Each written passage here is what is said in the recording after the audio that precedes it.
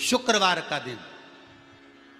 तो कहोगे गुरुजी ये कथा कहाँ से निकाल के लाए हो? तो विष्णु पुराण में से आप उसको स्मरण कर सकते हो। काय में से? विष्णु पुराण में से। एक पात्र में देसी गाय का दूध, जल उसमें रखकर, और आपके यहाँ अगर लड्डू गोपाल हो, यदि आपके घर में ठाकुर जी हो, लड्डू गोपाल हो, विष्णु जी का कोई स्वरूप हो, श्री हरि का कोई स्वरूप हो, तो उस पर शुक्रवार के दिन आप संध्या के समय पर दुर्वा डालकर उस दुर्वा से अगर लक्ष्मी जी के नामों का 108 बार उच्चारण कर कर, घी का दिया लगाकर, कैसर के चावल साथ में रखकर केवल उस जल का और दूध का मात्र छींटा देते हो, तो उसके घर में कभी लक्ष्मी की कमी नहीं आ सकती, संपदा बढ़ती चली जाती है। 108 बार लक्ष्मी के नाम का मात्र उच्चारण कर लेने पर, भगवान विष्णु के चरणारविंद पर, भगवान विष्णु के चरणों पर केवल उस दुर्वा का, जल का, दूध का सींचन कर देने से भी लक्ष्मी की वृद्धि होती, लक्ष्मी देती, दुर्वा बढ़ती है। और दुर्वा का एक बहुत सुंदर गुण है महाराज, बहुत सुंदर गुण है दुर्वा का। जहां पर उसके भीतर गांठ आती है ना, वहां से 2 रास्ते बना देती है। बोलो बनाती कि नहीं बनाती? कभी दुर्वा देखी होगी आपने? जहां गांठ आई वहां 2 रास्ते बनाएगी, फिर गांठ आई फिर 2 रास्ते बनाएगी, फिर गांठ आई फिर 2 रास्ते बनाएगी। दुर्वा का क्रम ऐसा है कि हम भगवान को दुर्वा क्यों देते हैं, उसका कारण यह है कि मान लो, हे परमात्मा, हे शंभु, हे गणेश, हे प्रभु नारायण, अगर मान लो मेरा एक रास्ता चलते चलते गांठ पड़ जाए, एक रास्ता मेरा बंद हो जाए, तो वहां से मेरे दूसरे रास्ते खोल देना। इसलिए दुर्वा भगवान को समर्पित करी जाती है। दुर्वा को समर्पित करने का क्रम ही यही है कि मेरे मार्ग खुल जाए, मेरी राह खुल जाए, मेरा मार्ग चारों तरफ खुलता चला। दुर्वा नीचे की ओर चलते चलते मार्ग खोलती चली जाती है।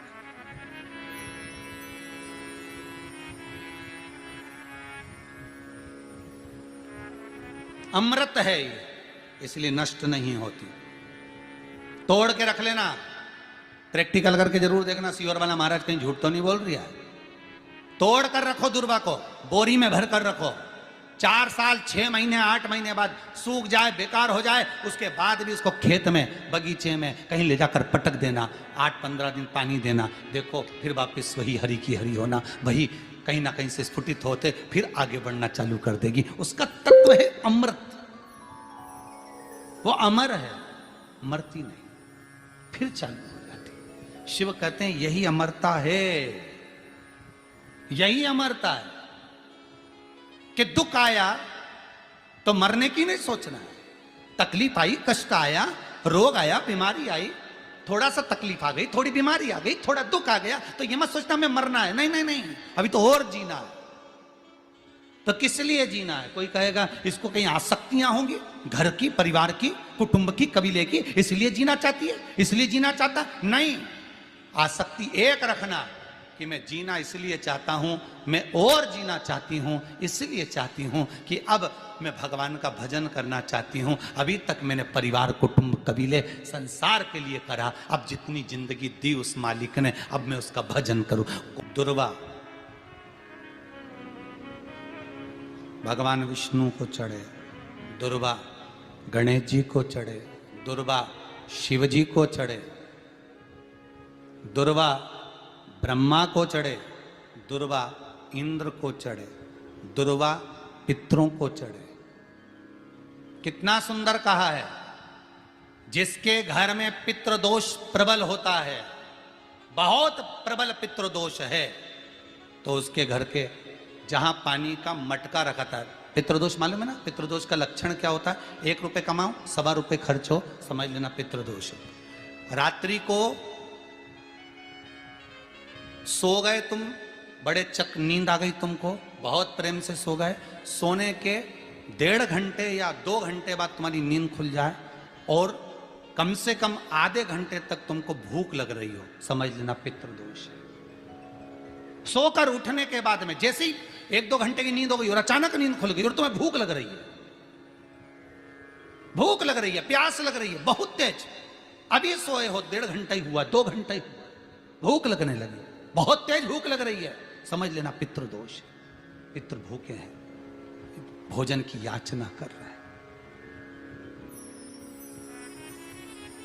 भोजन की याचना। सोने के बाद तत्काल नींद खुले 2 घंटे के बाद, भूख लगे, उसका भी एक समय बताया है महाराज ब्रह्मवर्ता पुराण के अंतर्गत कि रात्रि को सोने के बाद में 1 घंटे की नींद हो जाए और उसके बाद में 2 घंटे के अंदर वापिस नींद खुल जाए और भूख लगने लगे तो समझ लो पितृ भूखे हैं, भोजन मांग रहे, अन्न मांग रहे, पितृ दोष है।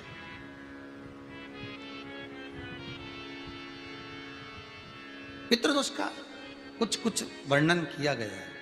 घर में एक पात्र के चक्कर में, एक बेडशीट के चक्कर में, एक सामान के चक्कर में विवाद हो रहा है तो समझ लो पितृदोष है। 1 रुपया कमाया, सवा खर्च हो रहा है, पितृदोष है।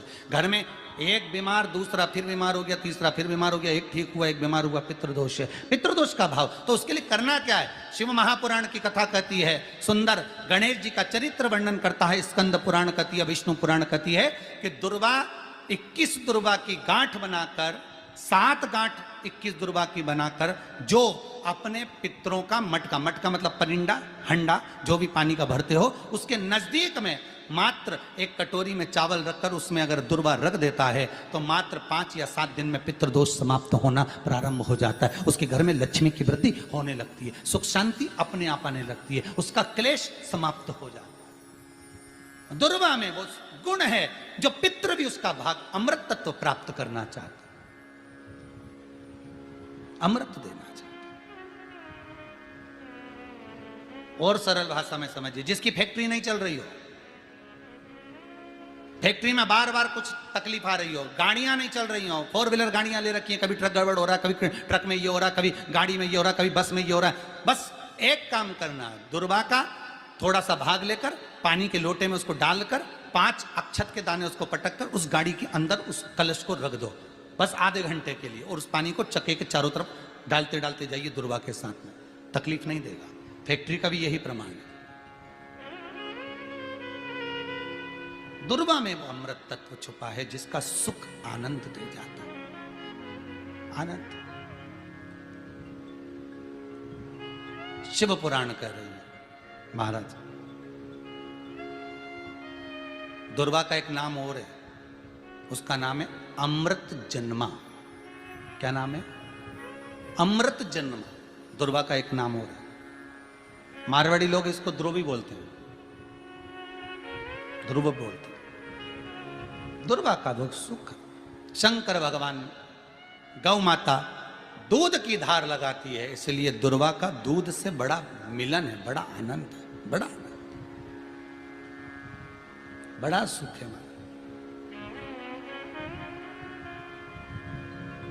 कोई भी ग्रह अनुकूल नहीं है, सब बेकार चल रहे हो, सब प्रतिकूल चल रहे हो, दूध के पात्र में दुर्वा डाल लो, पीपल के वृक्ष के नीचे चढ़ा कर आओ, राहु केतु शुक्र शनि जो भी गड़बड़ है सब सुधरना चालू हो जाता है। दुर्वा का वो सुख। जिस नदी में स्नान करो, तीर्थ में जाकर, उस नदी के पास में कोई बगीचा लगा हो, वहां की दुर्वा को तोड़कर स्नान करते समय नदी में मात्र विसर्जन कर देने पर पितरों को पिंड पहुंच जाता है। मात्र उस दुर्वा का विसर्जन कर देने पर पितरों को पिंड का भाग मिल जाता है। अभी ना तो तुम्हारे पास में आटा है, ना तुम्हारे पास में चावल है, ना तुम्हारे पास में पिंड है, ना कोई तुम्हें संकल्प छुड़ा रहा है, ना कोई तुम्हारे पास में वस्तु है, उसके बाद भी पितरों को भाग मिल रहा है। काय से? केवल एक दुर्वा के तत्व से। स्नान करने से पहले पवित्र नदी में, गंगा यमुना नर्मदा सरयू आदि किसी पवित्र नदी में आप स्नान कर रहे हो, वहां के बगीचे में घूमकर आप जाते तो हो, पैदल ही नहाने जाते हो, तो घाट के आसपास में कोई बगीचा, वहां की दुर्वा तोड़ ली, एक दुर्वा नहाने से पहले अपने पूर्वजों पितरों के नाम से नदी में छोड़ दी। फूल तो छोड़ते ही हो, दिया भी छोड़ते हो, बस एक ही चीज नहीं छोड़ते, वो दुर्वा, और वो ही काम की, वही काम की। तुम कुछ छोड़ो ना छोड़ो, एक दुर्वा का भाग छोड़ दिया, वो पितरों के लिए होता है, सुख प्रदान करने वाला। शिव पुराण कह रही है महाराज, देवताओं को अमृत कितनी बार मिला? 1 बार।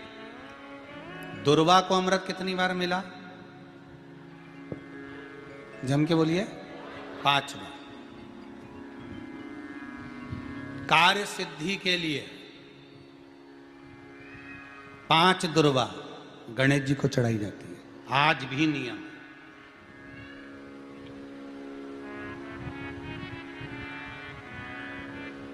कभी आपको मौका मिला हो और आपने रावण संहिता पढ़ी हो। कौन सी संहिता? रावण संहिता। क्योंकि रावण शिव का उपासक था, भजन करने वाला था। शिव तांडव स्तोत्र आज भी लोग रावण का एक आनंद में पढ़ते। तो शिव का उपासक है रावण, शंकर का उपासक। विद्वान भी था, ज्ञानवान भी था। वो तो देवता के हाथ से मरना था उसको, इसलिए उसने मांगा ही यही था। जो मांगा वो मिला। तो रावण संहिता अगर किसी ने पढ़ी हो तो उसको मालूम होगा, रावण संहिता में 4 तरह के तिलक का महत्व बताया। कितने तिलक? 4। उन 4 तिलक में सर्वश्रेष्ठ तिलक रावण बताता है। एक तिलक सर्वश्रेष्ठ है, वो है दुर्वा। जो दुर्वा होती है, उस दुर्वा को जलाकर उसकी भस्म तैयार कर कर उसमें गाय का श्वेत गाय, कौन सी गाय? सफेद। उस गाय के शरीर पर कोई दाग ना, उसके शरीर पर पूर्ण तरह से श्वेत हो, ना लाल उसमें कोई धब्बा हो, ना काला धब्बा हो, ना कोई कलर हो, बस केवल श्वेत। रावण संहिता में 4 तरह के तिलक का प्रमाण दिया। तो एक तिलक रावण संहिता में वर्णन आया, एक तिलक का जो व्याख्यान वर्णन किया गया, उसमें दुर्वा को जलाकर राख कर कर भस्म बनाकर उसमें गाय का घी, देसी गाय का घी मिलाकर और उसका बिंदी, उसका तिलक मस्तक पर लगाकर या नैनों में सुरमा लगाकर जो व्यक्ति जिस किसी से मिले वो उसका हो जाता है। उस दुर्वा में इतना प्रबलता आ जाती है, अमृत तत्व जुड़ा हुआ है दुर्वा के। रावण संहिता में 4 तिलक बताएं, उसमें से सबसे 4 तिलक में अलग अलग, एक बेलपत्री की जड़ का तिलक है, एक आंकड़े की जड़ का तिलक है। रावण संहिता में 4 तिलकों का वर्णन है, उसमें मुख्य है सबसे ज्यादा।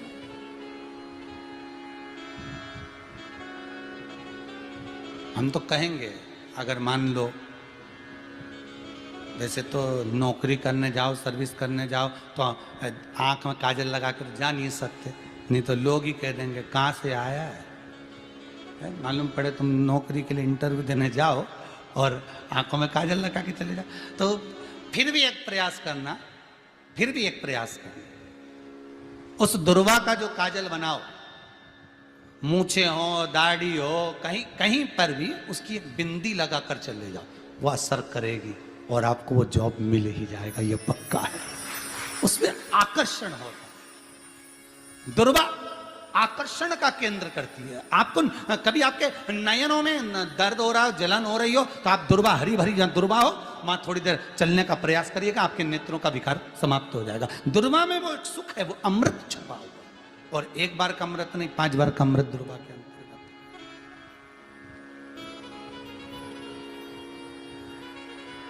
कौन से देवता हैं जिनके ऊपर दुर्वा का जल दूध में मिला हुआ छीटा जाए?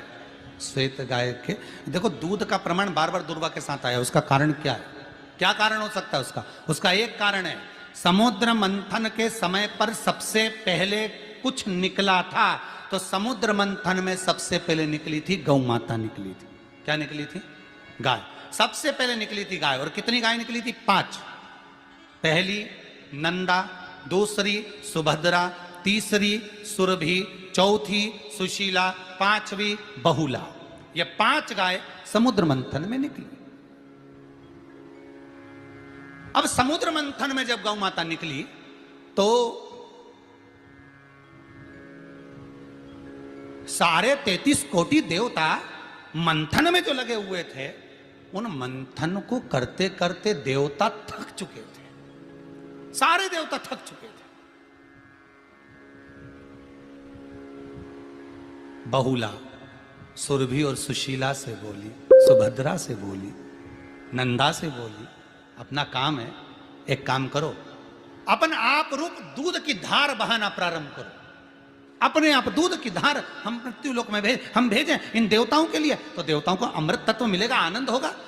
और गौ माता ने ऊपर खड़े होकर जो दूध बहाना प्रारंभ करा, वो देवताओं के मुख में आधा तो गया और आधा दूध समुद्र पर जब गिरा, और जो मंथन चल रहा था उस मंथन के चलते, कभी दूध का दही का मंथन करना तो क्या निकल कर आएगा, मक्खन आ जाएगा। वो मक्खन तैरता हुआ समुद्र की लहर से दुर्वा पर जा पड़ा। इसलिए आज भी दुर्वा के साथ में गौ माता के दूध का बड़ा प्रमाण, वो भी देसी गाय, जर्सी नहीं, विदेशी नहीं, देसी गाय। और देसी गाय का दूध का बड़ा बड़ा प्रमाण है सर। हम कई बार कथाओं में कहते हैं, जैसा खाया अन्न, बोलते जाओ, वैसा हो गया मन, जैसा पिया पानी वैसी हो गई वाणी, और जैसा पिया दूध वैसी बन गई बुद्ध। बुद्धि कैसे बनी है? दूध से बनी। डब्बे का दूध पियोगे तो डब्बे हो जाओगे, थैली का दूध पियोगे तो थैली, बोतल का दूध पियोगे तो बोतल। तो दूध का बड़ा असर।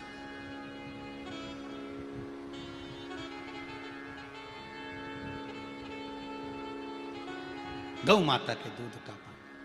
कहा एक पात्र में जल और दूध ले लीजिए, शुक्रवार का दिन। तो कहोगे गुरुजी ये कथा कहां से निकाल के लाए हो? तो विष्णु पुराण में से आप उसको स्मरण कर सकते हो। काय में से? विष्णु पुराण में से। एक पात्र में देसी गाय का दूध, जल उसमें रखकर, और आपके यहाँ अगर लड्डू गोपाल हो, यदि आपके घर में ठाकुर जी हो, लड्डू गोपाल हो, विष्णु जी का कोई स्वरूप हो, श्री हरि का कोई स्वरूप हो, तो उस पर शुक्रवार के दिन आप संध्या के समय पर दुर्वा डालकर, उस दुर्वा से अगर लक्ष्मी जी के नामों का 108 बार उच्चारण कर कर, घी का दिया लगाकर, कैसर के चावल साथ में रखकर, केवल उस जल का और दूध का मात्र छींटा देते हो, तो उसके घर में कभी लक्ष्मी की कमी नहीं आ सकती, संपदा बढ़ती चली जाती है। 108 बार लक्ष्मी के नाम का मात्र उच्चारण कर लेने पर, भगवान विष्णु के चरणारविंद पर, भगवान विष्णु के चरणों पर केवल उस दुर्वा का, जल का, दूध का सींचन कर देने से भी लक्ष्मी की वृद्धि होती है।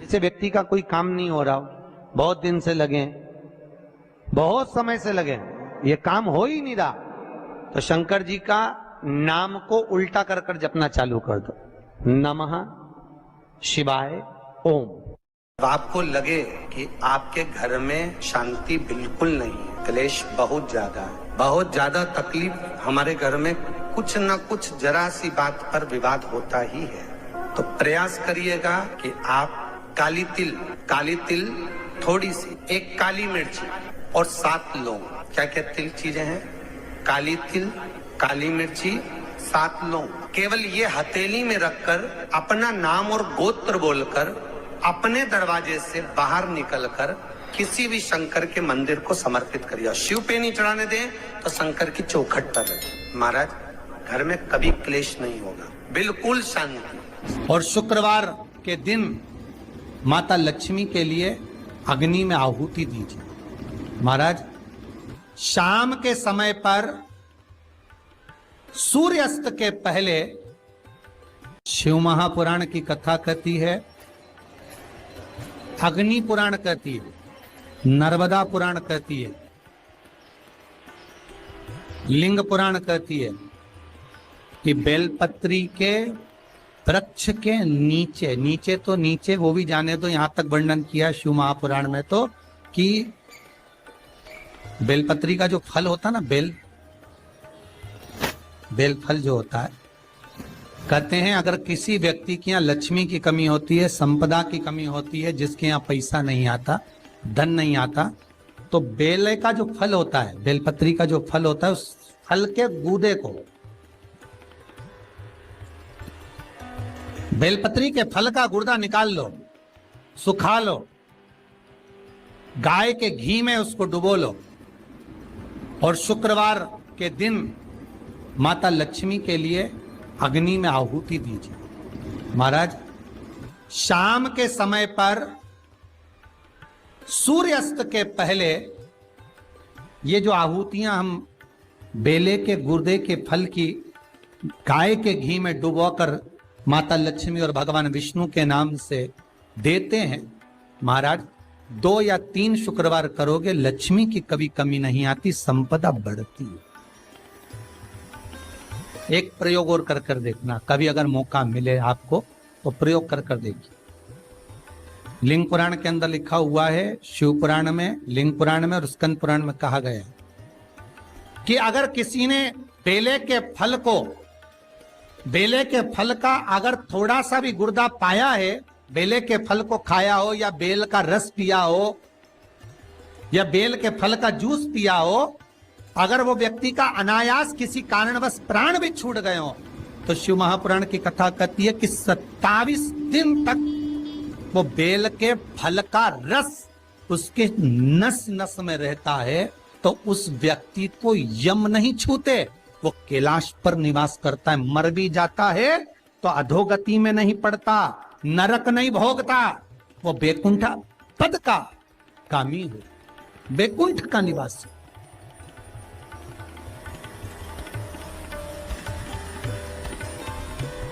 बैकुंठ का निवास।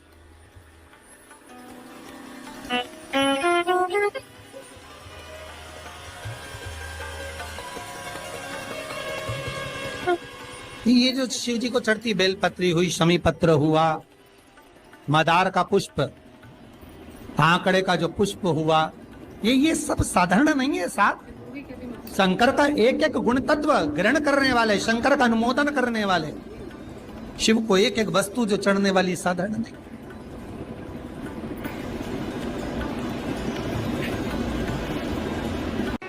जिसके घर में संपदा की कमी होती है, जिसके घर में कर्जा बढ़ जाता है, लक्ष्मी नहीं आती, बहुत टेंशन की जिंदगी जीता है मनुष्य, व्यापार चल नहीं रहा, बहुत तकलीफ का जीवन चल रहा होता है, तो आज भी नियम है महाराज कि सोमवार, शुक्रवार, ये 2 वार ऐसे हैं, इन 2 वार को यदि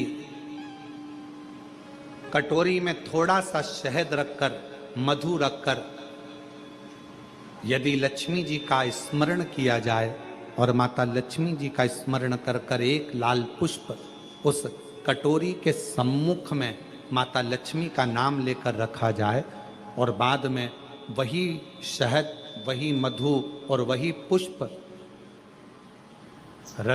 सोमवार का दिन और शुक्रवार के दिन लक्ष्मी का पूजन कर कर, स्मरण कर कर, दूसरे दिन शुक्रवार के दिन पूजन करें, शनिवार के दिन उस मधु का, उस पुष्प का विसर्जन करें, सोमवार के दिन पूजन करें लक्ष्मी जी का स्मरण कर कर, और मंगलवार के दिन अगर विसर्जन करें, 5 या 7 सोमवार या शुक्रवार को यदि आप मधु का भोग लक्ष्मी जी को लगाना प्रारंभ कर दें, शिव का नाम स्मरण कर कर, तो उसके घर में कभी संपदा की कमी नहीं होती, लक्ष्मी उस संपदा को बढ़ाती। महाराज, हम तो आपसे निवेदन पहले भी करे, आज फिर करते। मान लो आपको ऐसा लगता है कि घर में बीमारियां ज्यादा घेर रही है, तो एक बेल का टुकड़ा, बेले का फल का एक टुकड़ा अपने ही घर में कहीं पर भी कटोरी में रख दीजिए, शिव का स्मरण, सुख प्रदान करेगा। अगर थोड़ा बहुत रोग आ भी गया निकल जाएगा, पर बड़ी बीमारी में कोई फंस नहीं पाएगा, ज्यादा जनहानि नहीं होगी, तकलीफ नहीं भोग पाओ। शिव को प्रिय। फिर वही स्कंद पुराण का संवाद आगे, बेल पत्री के वृक्ष की जो जड़ होती है, उस जड़ के अंदर 33 कोटि देवताओं का निवास होता है। 68 करोड़ तीर्थ बेलपत्री के पेड़ के नीचे रहते हैं। 68 करोड़ तीर्थ मात्र बेलपत्री की छांव में, बेलपत्री के नीचे विराजमान होते हैं। अगर आपके मन में कभी कभी भाव उत्पन्न हो जाए ना कि मेरे को कहीं तीर्थ करने जाना है और अभी मौका नहीं मिल रहा, तीर्थ जाने का, अभी तो लॉकडाउन चल रहा है और अभी सब दूर बीमारी फैली हुई है, कहीं नहीं जा सकते, तो जब लॉकडाउन हट जाए, बीमारी समाप्त हो जाए और तीर्थ जाने का मन करे, तो किसी बेलपत्री के पेड़ के नीचे 5 मिनट जाकर बैठ जाए।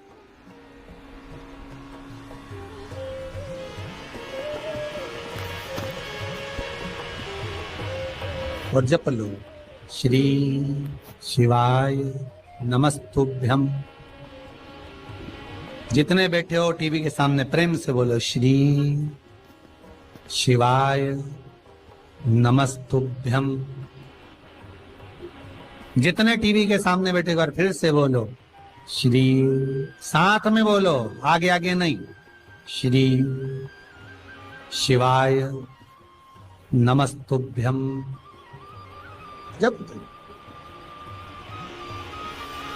जब तुम्हारा मन करे मुझे चारों धाम जाना है, जब तुम्हारा मन करे कि मुझे काशी जाना है, जब तुम्हारा मन करे मुझे उज्जैनी जाना है, जब तुम्हारा मन करे कि मुझे ओमकारेश्वर, मुझे सोमनाथ जाना है, भीमा शंकर, बैद्यनाथ, मल्लिकार्जुन जाना है, केदारेश्वर जाना है, बस नागेश्वर जाना है, थोड़ी देर के लिए बेलपत्री के पेड़ के नीचे जाकर भी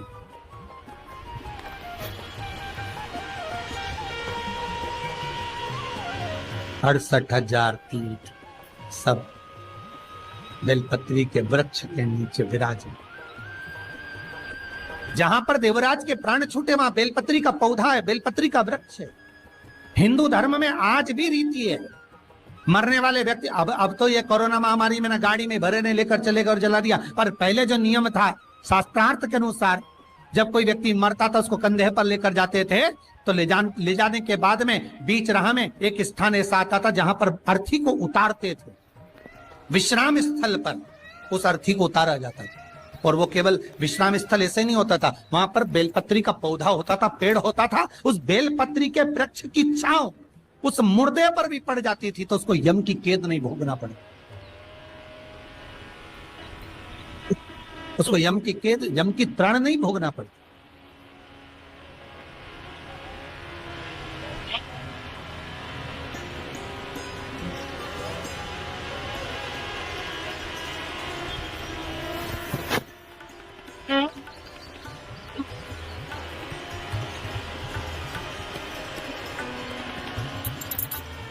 इसलिए उस बेलपत्री के पौधे के नीचे उसको विश्राम दिया जाता है।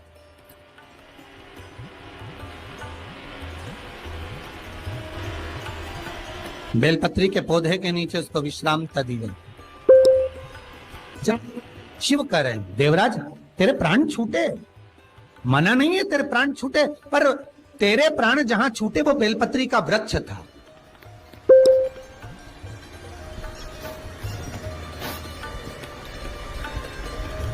और अब तुझे यहां नहीं रहना है, अब तुझे कैलाश पर रहना है। तो कैलाश पर क्यों? शंकर भगवान बोलते हैं ये मृत्यु लोक जो है ना, पृथ्वी, ये भूमि जो है ना, ये मेरी निवास स्थली है, ये मेरा घर है। इसलिए शंकर भगवान ने, भगवान विष्णु ने जब कहा था, भगवान विष्णु जब शंकर भगवान से बोले कि मैं आपसे मिलने आना चाहता हूं, तब शंकर भगवान बोले आ जाओ। तो भगवान विष्णु पृथ्वी से एक हाथ ऊपर पांव रखकर चल रहे थे। तो शंकर जी ने पूछा तुम पांव जमीन पर क्यों नहीं रखते, पृथ्वी पर रखो। शिव जी मैं पांव पृथ्वी पर नहीं रख, क्यों? नहीं नहीं नहीं नहीं, मैं पांव पृथ्वी पर नहीं रख सकता। आखिर क्यों? शंकर भगवान से भगवान विष्णु कहते हैं पूरी पृथ्वी पर छोटे छोटे कंकर नजर आते हैं, हर कंकर में मुझे शंकर नजर आते हैं। जब कंकर में शंकर दिखेगा तो मैं पृथ्वी पर पांव कैसे रख सकता हूं? शिव जी बोले, भाई नारायण भगवान विष्णु से बोले, है नारायण अगर आप इतनी दूरी बनाकर रखेंगे तो फिर हमारे करीब में कौन आएगा? हम चाहते हैं कि आप हमसे मिलकर रहें, हम आपसे एक क्षण की दूरी सहन नहीं कर सकते। आप हमसे चिपक जाएं, लपट जाएं, आप हमसे रम जाएं, हम आप में रम जाएं।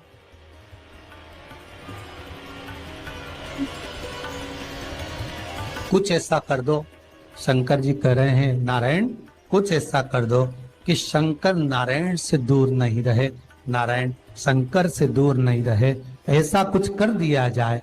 तब भगवान शिव ने भगवान विष्णु से कहा एक काम हो सकता है कि आप सांप बन जाओ। भगवान विष्णु ने पूछा मैं सांप बन जाऊं, क्यों? शंकर भगवान कहते हैं सांप बन जाओगे तो मैं गले में रात आपको डाल कर रखूंगा, आप मुझसे चिपके रहोगे, मैं आपसे चिपका रहूंगा, आप मुझसे लगे रहेंगे, मैं आपसे लगा रहूंगा, दूरी नहीं रहेगी एक क्षण की भी। और भगवान विष्णु सर्प बन गए, भगवान विष्णु सांप बन गए। सांप बने भगवान शंकर ने, भगवान विष्णु जब सर्प बने और सर्प बनकर भगवान शंकर ने अपने गले में भगवान विष्णु को धारण कर लिया। आज भी शंकर भगवान के गले में जो सांप पड़ा हुआ है, वो सांप केवल सर्प नहीं है, वो भगवान विष्णु का ही एक अवतार।